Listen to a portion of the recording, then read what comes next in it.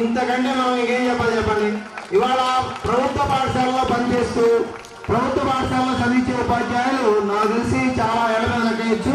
మరి టీచర్ గారిని అందరూ మేమందరం కూడా అభినందిస్తూ వారు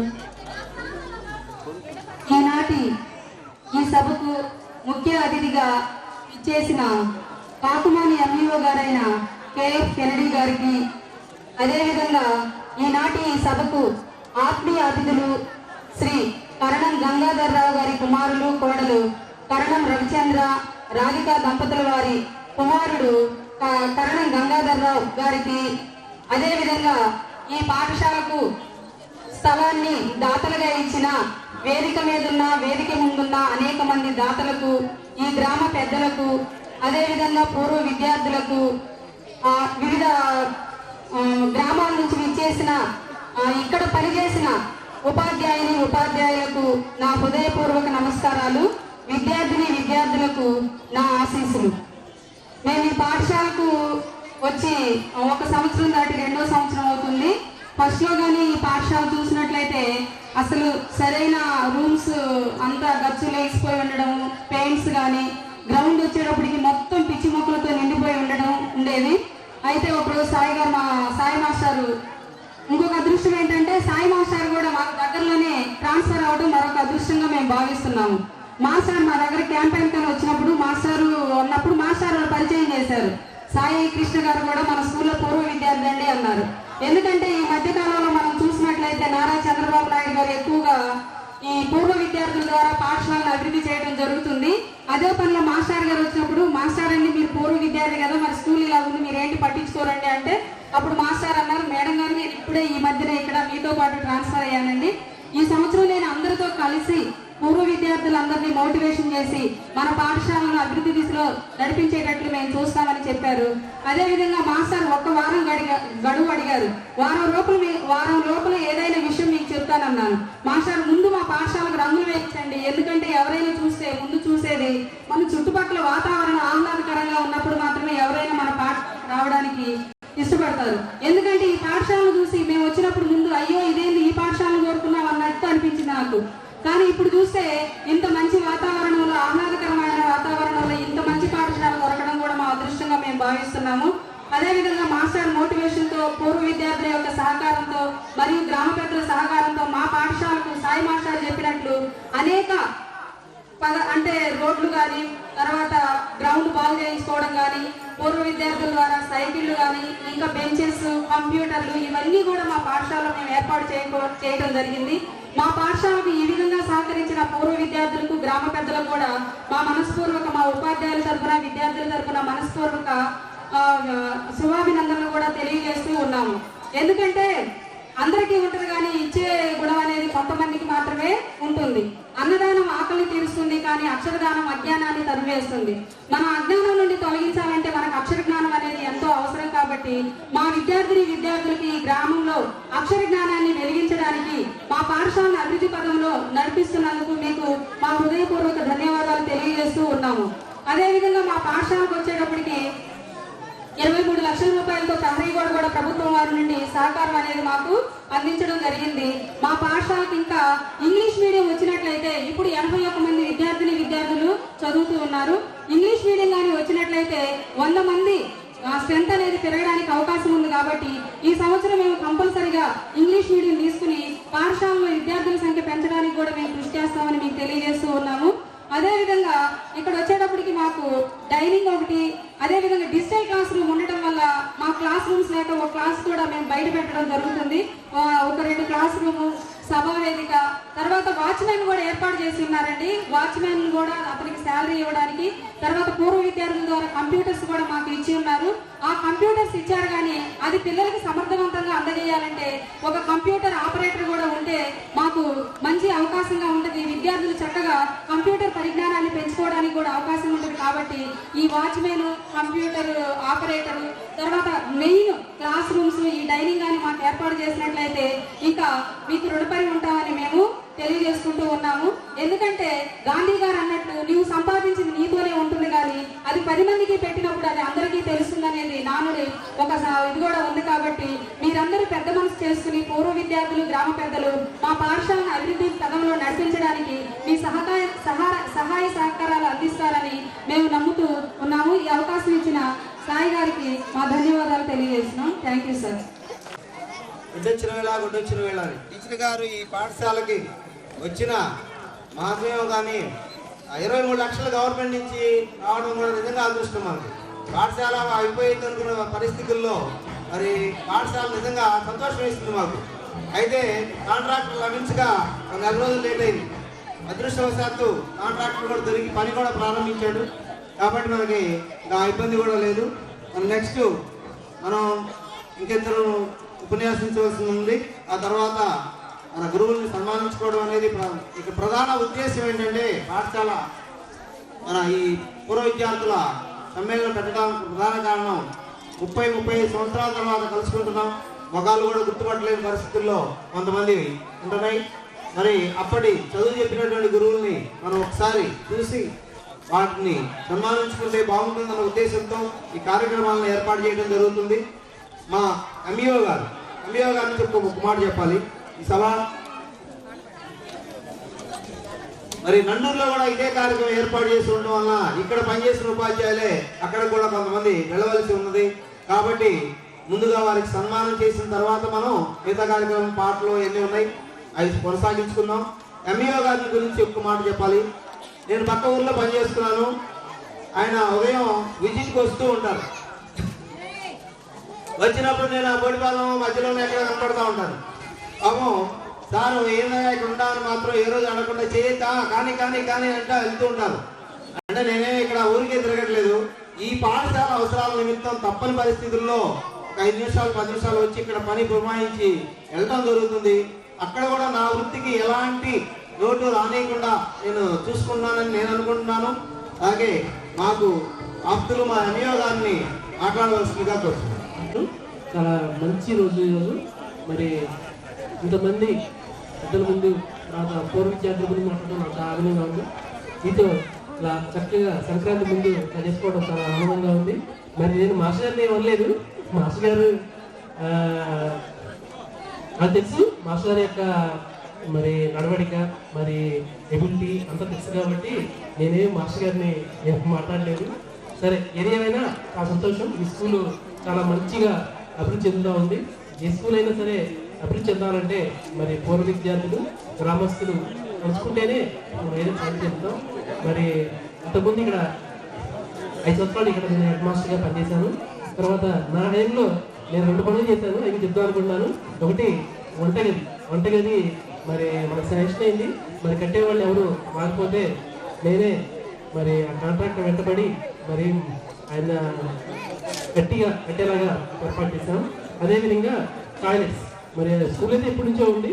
మరి టీచర్స్ కానీ మరి పిల్లలకి బాగా ఇబ్బందిగా ఉంది. అది కూడా ఎవరు కూడా ముందుకు రాకపోతే నేనే పూనుకొని టాయిలెట్ అనేది మరి ఇంట్లో కట్టించడం జరిగింది. ఇక మండల విషయానికి వస్తే మరి చిన్న స్కూలే కానీ మంచి గ్రౌండ్ ఉన్నటువంటి మంచి ఎక్కువ స్థలం ఉన్నటువంటి పాఠశాల మండపే. సో ఈ పాఠశాల అభివృద్ధి చెందాలంటే మరి పూర్వ విద్యార్థులు చాలా మంచిగా చేశారు. మరి నా టైంలో పనిచేసి నాకు కూడా చాలా ఆనందంగా ఉండేది. మరి నేను వెళ్ళిపోయిన తర్వాత మాస్టర్ చక్కగా కార్యక్రమాలను చేస్తున్నారు. సరే ఏది ఏమైనా మరి జన్మభూమి గురించి మనంతా కూడా ఆలోచించుకోవాలి.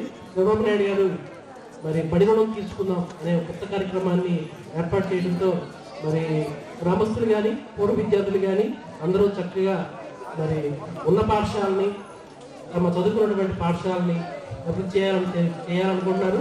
అదేవిధంగా చేస్తూ ఉన్నారు. ఇది చాలా అద్భుతమైన విషయం. మరి ఒక చిన్న కొటేషన్ చెప్తాను. Incidents are temporary, memories are permanent. Incidents are temporary, memories are permanent. సంఘటనలు జరుగుతూ ఉంటాయి, మనం చదువుకుంటూ ఉంటాం. కానీ ఆ జ్ఞాపకాలు అనేవి మాత్రం పర్మనెంట్గా మరి మనసులో ఉండిపోతాం. మనం పాఠాలు చెప్పింది కానీ మరి పిల్లలు చక్కగా నేర్చుకుంటే కానీ అవన్నీ కూడా మన మనసులో మనకు పదిలంగా ఉండిపోతాయి. మన డబ్బులు అనేవి ఖర్చు అయిపోతాయి. కానీ మెమరీస్ ఫీలింగ్స్ అనేవి మాత్రం పర్మనెంట్గా మన మనసుల్లో అలాగే ఉండిపోతాయి. ఇవే శాశ్వతం. మనం పెద్దవాడైనా కూడా మనం పలానా టైంలో ఇంత హ్యాపీగా ఉన్నాము, చక్కగా మన ఫ్రెండ్స్తో ఇంతమందితో స్నేహం చేసాము అని చెప్పుకోవడానికి ఆ ఫీలింగ్సే మధురంగా ఉంటాయి. మరి నాకైతే నా 22 ఏళ్ళ సర్వీస్లో మరి కోడిపాలెం హై స్కూల్లో పనిచేసిందే నాకు చాలా ఆనందంగా ఉంది. ఎందుకంటే మరి నేను అంతకుముందు జెడ్పీ స్కూల్ అడుగు జీవులు చేశాను. అక్కడ 570 మంది పిల్లలు ఉండేవాళ్ళు, 25 మంది టీచర్లు ఉండేవాళ్ళు, క్లాసెస్ ఉండేవి కాదు.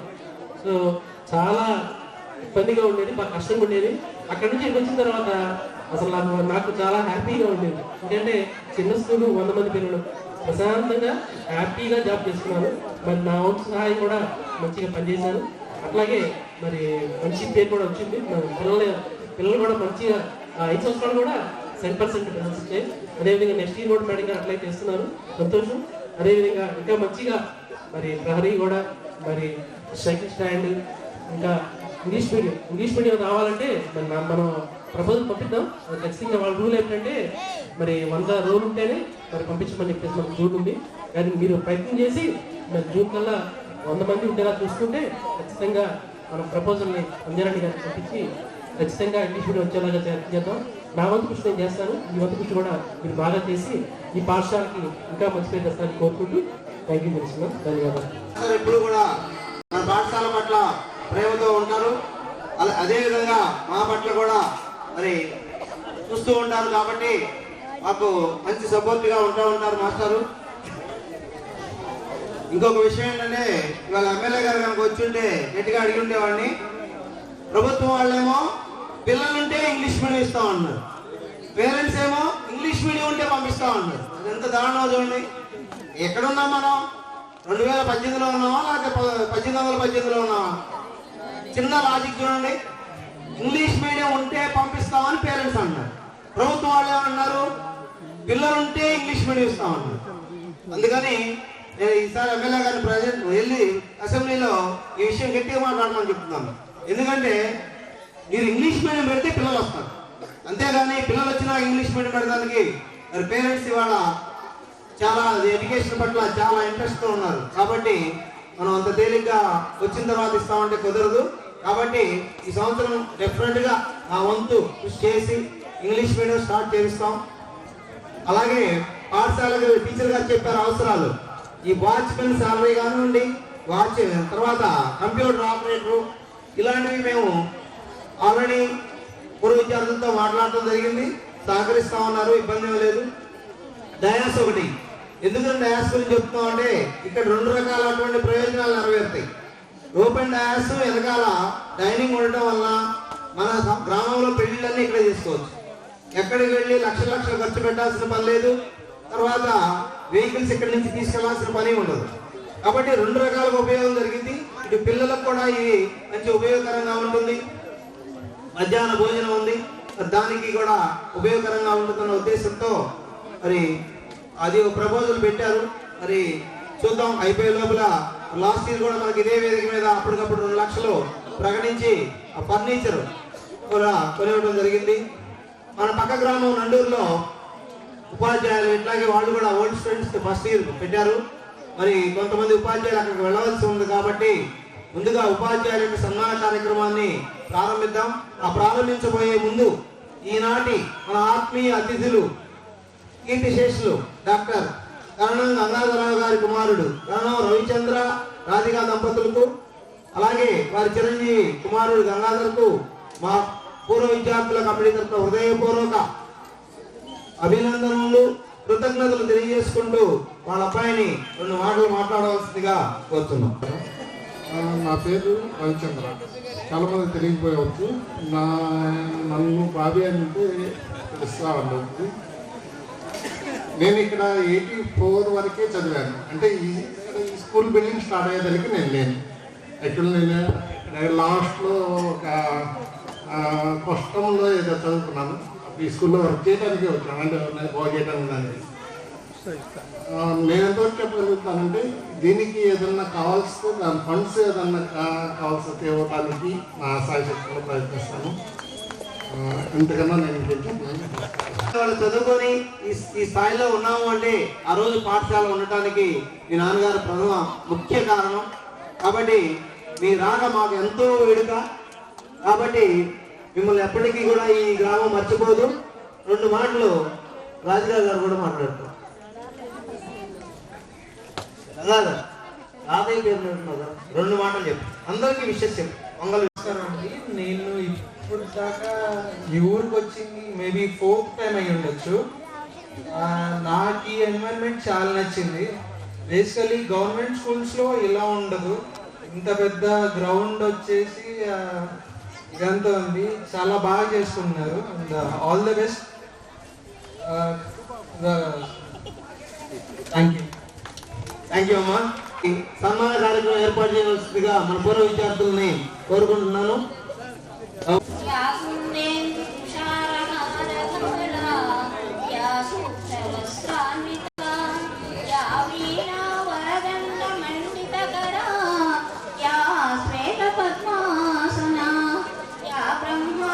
శంకర ప్రభుత్వ సదా పూజిత సామాం పాతు సరస్వతి భగవతి నిశేషజాపహ. ఇక్కడ సమావేశమైన అందరికీ కూడా అందులో ముందుగా వేదిక ధరించిన అధ్యక్షులు హెచ్ఎం గారికి, కెనడీ గారికి, బాబీ గారి దంపతులకి, వారి బాబుకి అందరికీ కూడా నా శుభ అభినందనలు. మరి ఇందాక స్కూల్లో క్లాస్లో ఒక సూక్తి చదివాను. అందులో ఒకటిగా ఉండడం కంటే 100లో ఒకటిగా ఉండటం మంచిదని. మరి సాయికృష్ణ గారు మరి 100లో ఒకటిగా ఉంటూ ఇంతటి బృహత్తరమైనటువంటి కార్యక్రమానికి మరి నేతృత్వం వహించి ఇంతమందిని సమావేశపెట్టినందుకు వారిని ప్రత్యేకంగా అభినందిస్తున్నాను. కాలగర్భంలో కలిసిపోయినటువంటి జ్ఞాపకాలని కళ్ళ ముందు నిలబెట్టినటువంటి ఒక అపూర్వమైనటువంటి సన్నివేశం ఇది. ఒక ఆత్మీయత అనుబంధాలు అల్లుకున్న ఈ రోజు చాలా మంచి రోజు. స్నేహ సుగంధ పరిమళాలు చెలదిమ్మినటువంటి రోజు. ఏనాడో చదువుకున్నటువంటి పిల్లలందరూ కూడా పెద్దవాళ్ళని మేము లేకపోతున్నాం. ఎప్పుడెప్పుడో చదువుకున్నటువంటి పిల్లలు మళ్ళీ ఇప్పుడు మమ్మల్ని పలకరిస్తుంటే చాలా ఆనందంగా ఉంది. అంతా యోగ్యులైపోయి ఒకటి భవిష్యత్తు కలిగినటువంటి వాళ్ళు ఇక్కడ మళ్ళా సమావేశమయ్యారు. స్కూల్ అభివృద్ధి